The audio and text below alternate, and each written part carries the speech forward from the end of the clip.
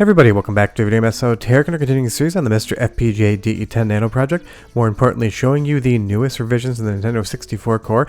I am doing this voiceover an hour and 14 minutes after Robert just released new updates bringing new games alive. I had a sneaking suspicion he might do this, so I planned for a contingency and I'm able to get you this video in under 4 hours. Before you get too far involved though, do me a huge favor, go down below, hit like and subscribe and ring that notification bell, definitely helps us out. And if you feel so inclined and want to support the channel, we got a Patreon link down below as well. But Robert's come out with a new core that makes new revisions to RDP and other components of the Nintendo 64, bringing some new games that either didn't work or barely worked 100% to life, which I will show you here. But I'm going to show some other games as well that you've requested, including some fan ROMs that people have been asking for. But always leave me a comment down below and tell me what it is you want to see in the next video. If it's working, I will test it, capture it, and we'll make sure we talk about it. But one game everyone has been asking for, not Ocarina of Time, has been Extreme G. It used to be that this game would boot and you would get basically nothing on screen, but you could tell it was running in the background, and I showed it to you guys like a month ago. But I've been holding off showing it again until it came alive, and an hour and 15 minutes ago we went from Extreme G that did nothing to this Extreme G right here. There's not many sound effects involved right now, but you're playing the game, the graphics look great, the controls are tight. This is the Extreme G you know and remember, and I do remember playing this game, but it's been some years. But this is another awesome racing game on a console that had so many good racing games, and I 100% understand why all you guys have been asking for this one, because the sensation of speed and just overall craziness of the racing is great. And it used to look 2 hours ago like this. Sure, you could see something, but this was literally this morning when this capture was done. Thanks to Andy D for getting me this capture. I did the first Extreme G capture. This is what it looked like when you tried to play. This is now 2 hours later what it looks like when you try to play. That is the speed in which these core updates are coming out. I don't usually do same day videos, but I felt like challenging myself today to get this done. And I know so many of you love watching these core revision videos and seeing the updates because they are exciting. One update will bring you multiple new playable games and improvements to others, and I can't wait to see what comes next. And honestly, at this pace, you'll probably be watching this video again tomorrow with completely different titles involved. I know you guys love seeing me try to beat the clock on these cuts. I've managed to do it today. But honestly, Extreme G is such a fun game, and it feels like it's 90% accurate here. Of course, you're missing some of these sound effects, but otherwise it plays like it should, which is to say that once you get too far in the lead, that rubber banding is going to absolutely hand you your butt and take that lead back. It feels like that Mario Kart 64 level of I went from first place to last place and I barely even blinked. But the sensation of speed and movement in Extreme G is so good, and it is working so well here on the current core as we go through this tunnel with those pseudo lighting effects and get into this desolated, almost Mad Max downtown. All of the lighting, all of the graphics look relatively accurate, and I love that this game just throws you over a loop. It's basically like San Francisco Rush 2049 except on a motorcycle, and has a little bit more of an apocalyptic feeling. But it's such a blast to play. I absolutely love seeing it happen here, and like I said, this morning this game didn't work whatsoever outside of basically not freezing. Now we can play the game complete tracks, and I had absolutely no freezing issues the entire time I was playing this. It just 100% worked. I was using the Brawler 64 controller, which is my go-to now, and all of the analog value inputs and everything else in the current core just seem to be spot on the money for me personally. So if you want to play Extreme G today, you can on the most current core. Now, another game that came alive that used to just basically show garbage graphics on screen is Glover, or also known as Hamburger Helper 64, because honestly I'm not sure why they didn't just sue the company that made this game. This is the Hamburger Helper licensed game without an actual license. All jokes aside, I've never really understood Glover completely. It is a fun time, graphically it's very nice, but the main gameplay hook with Glover having the ball that he can turn into different things and throw around has never really hooked me in too much. Leave me a comment down below and tell me what you think of Glover, but for me, it's a fun time that could be a lot better if it just went for the traditional 3D platformer and didn't try to go with a new mechanic, because once you get the ball, the movement tech and everything like that just sometimes confuses me ever so slightly. But I might be in the minority on this one, so if you really love Glover, just tell me down below, I would be curious. But even if I freeze frame this right now and just kind of let things run in the background, this looks so close to a real Nintendo 64, and the sound is close to perfect as well. Go ahead and listen for 45 seconds and I'll be right back.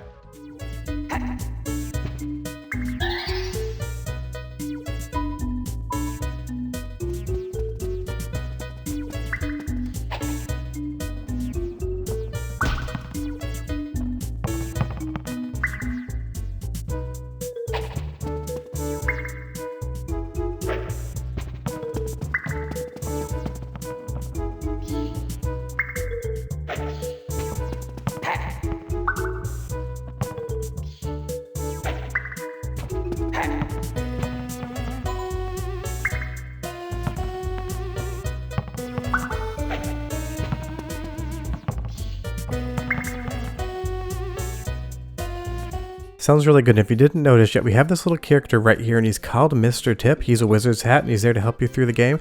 Some say he may be just the tip. Do with that as you will. Glover does work on the current core. Sorry, I can't help but sneak a joke in now and then.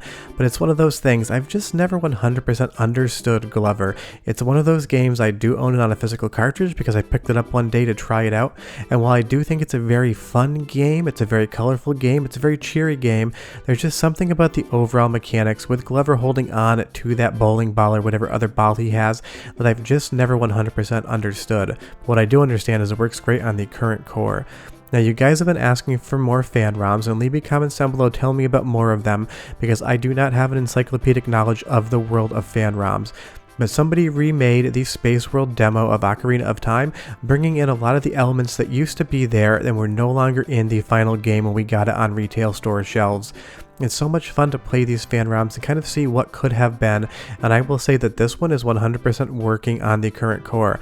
Although I'm not sure if this was original text or if this is the fan translator's sense of humor, because we found the Great Deku Tree and he wants us to do what we normally do, enter his mouth. That is just not the text that I remember it being. Do with that again as you will. But as we move into this dungeon, this is nothing that really shows up in the original Ocarina of Time, but this was in so many famous screenshots before we actually saw the game come out to retail shelves. Obviously with the development process, so many things go missing, but fans really attach to those, especially in the days of magazines. The first looks you got of this game never actually really made it into the game proper, so people had spent years looking at photographs of something they never got to play, and as adults they got really curious to see if they could actually make it happen. But again, it's another game on the current core that just 100% works. You can play around with it, you can see what fans have done. It's really a stroke of genius to see these things running on real hardware or an FPGA, especially with this good of audio. Go ahead and listen, and again, I'll be right back with more games.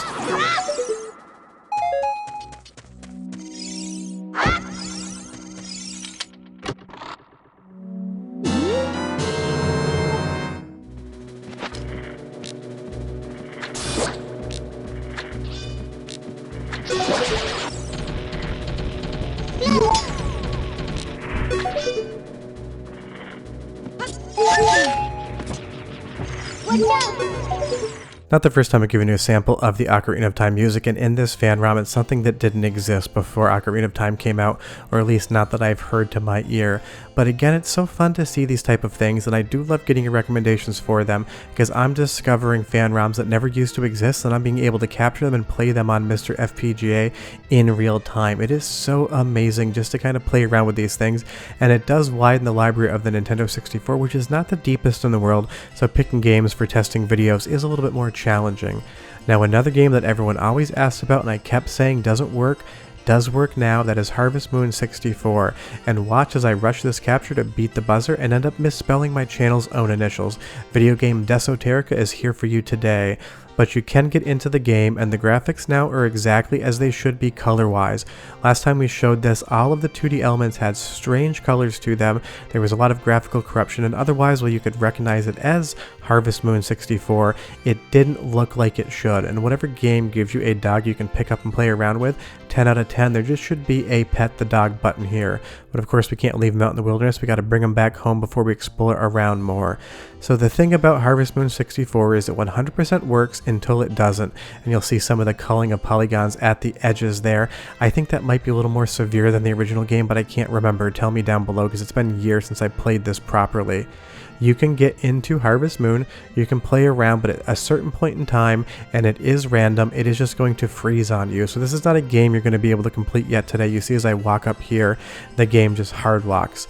And if you do want to try to play around with this, don't let the intro run, or else that is going to hard lock for you as well, and you'll have to reset. Not a big deal at all, but I know people like watching some of the intros, and in this one, it's just not going to work. You'll see here those cherry blossoms start to fall, the camera pans to the right, we get a little bit of text, and as our main character starts to move, the game is going to lock up again. So Harvest Moon 64 probably will be improved in the future, but looks a lot better today. And everyone keeps requesting Paper Mario, and I get it, this game is incredible, only bested by the GameCube entry, which fun enough is getting remade for the Switch. it still gets through the intro, but be aware that there's a batch of games that use a certain virtual memory addressing space that's not incorporated in the core yet that looks something like this when it screws up. So you just can't play it, so you can keep requesting it and I will totally get to it when it does. Now, one game a lot of people requested and I was actually surprised by was Army Men on the Nintendo 64, made by the 3DO company. And if you don't know, the 3DO was the best console of all time. I stand by that statement. Argue with me down in the comments. This was a game I played back in the day and I never fell in love with it, and even today I still don't really love this. Andy D did the capture for this one, but I did recently play it to check it out, and again I just think like it's not the greatest thing in the world, but it does work amazingly well here, and it seems to be that there's a lot of Army Men nostalgia out there because I do see a decent amount of requests for this. But it's 100% working, the controls are tight, all the visuals are here, and the sound is good as well. I'm going to give you a 30-second sample on this one, and I'll come back and show you even more games that work. But enjoy your Army Men time.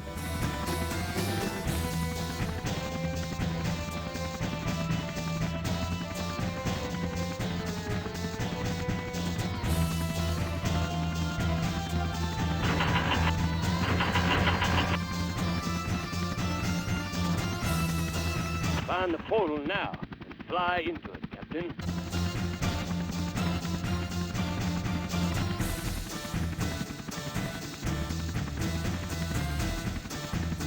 I mean, it just sounds clear and really good, and everything you'd expect is right there. And maybe I'm just missing something about Army Men, so if you do love this game, tell me down below why you do. This is a very popular genre back in the 90s, this kind of overhead 3D helicopter action game. PlayStation had their version, Sega had their version, Nintendo 64 had theirs. This was definitely a popular genre, and I can see why a lot of people do love it.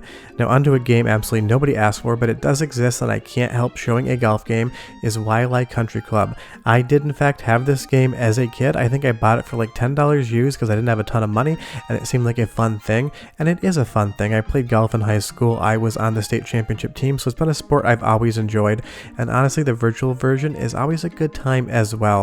But since the Nintendo 64 has a diverse library and we do have games like Wildlife Country Club, it is fun to see and take a look at them, because this uses the Nintendo 64 hardware in both ways that feel familiar and also feel different. You're going to see that the characters here are full motion video that are turned into sprites, so it kind of has that Mortal Kombat aesthetic to it, except it is a golf game and not a fighting game. But you get some slight 3D elements, but for the most part it's all done in 2D, and there's not a ton of games on the Nintendo 64 that were exclusively 2D games.